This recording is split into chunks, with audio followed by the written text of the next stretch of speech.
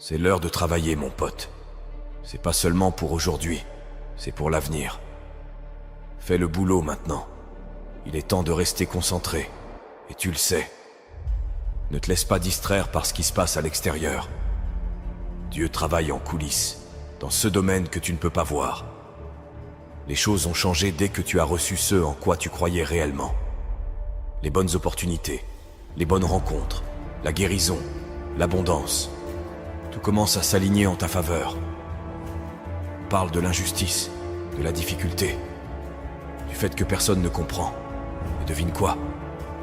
Tout ça c'est vrai. Ce n'est pas équitable.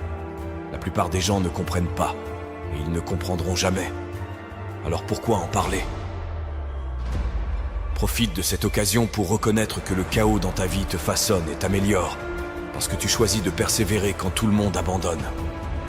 Qu'est-ce qu'un homme? La personnalité d'une personne, ses façons d'agir, ses pensées, ses actes, tout ça dépend de son cœur. Car qu'est-ce qu'un homme? Un homme, c'est son cœur. Un cœur menteur et trompeur signifie un homme menteur et trompeur. Un cœur mort signifie un homme mort. Peu importe la célébrité, la richesse ou la renommée, s'il n'a pas un grand cœur, il ne peut pas être grand. Et si le cœur est grand, l'homme reste grand en toutes circonstances, qu'il soit riche ou pauvre, grand ou petit. C'est le cœur qui fait la grandeur.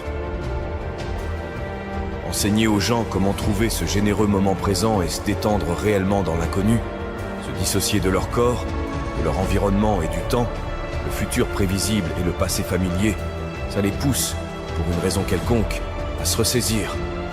À mes yeux, cela revient à retirer toute ton attention de cette réalité tridimensionnelle. Et c'est là que la porte vers la création et le moment mystique commence vraiment à s'ouvrir pour les gens. C'est facile d'utiliser ton enfance comme une béquille au lieu de la voir comme un outil. Beaucoup de divorces se produisent. Et les gens disent que leur famille est dysfonctionnelle, utilisant ça comme une excuse. Mais ce n'est pas une excuse valable, parce que la famille de tout le monde est d'une manière ou d'une autre dysfonctionnelle. Élimine chaque béquille, débarrasse-toi de toutes celles-ci, et dis-toi que c'est à toi de jouer. Que vas-tu faire maintenant que tu as lâché tous ces fardeaux? Blâmer les autres est juste un moyen facile de s'en sortir. Dieu dépose des rêves dans ton cœur que tu ne peux pas accomplir seul. Tu n'as peut-être pas l'expérience, l'argent ou les connexions, mais Dieu les a. Tu es à une étape près de voir tes rêves se réaliser. On n'a pas le contrôle.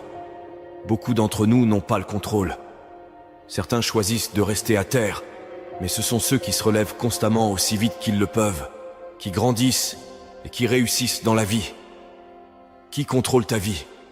Qui prend les décisions dans ta vie chaque jour? Qu'est-ce qui tire les ficelles dans ta vie?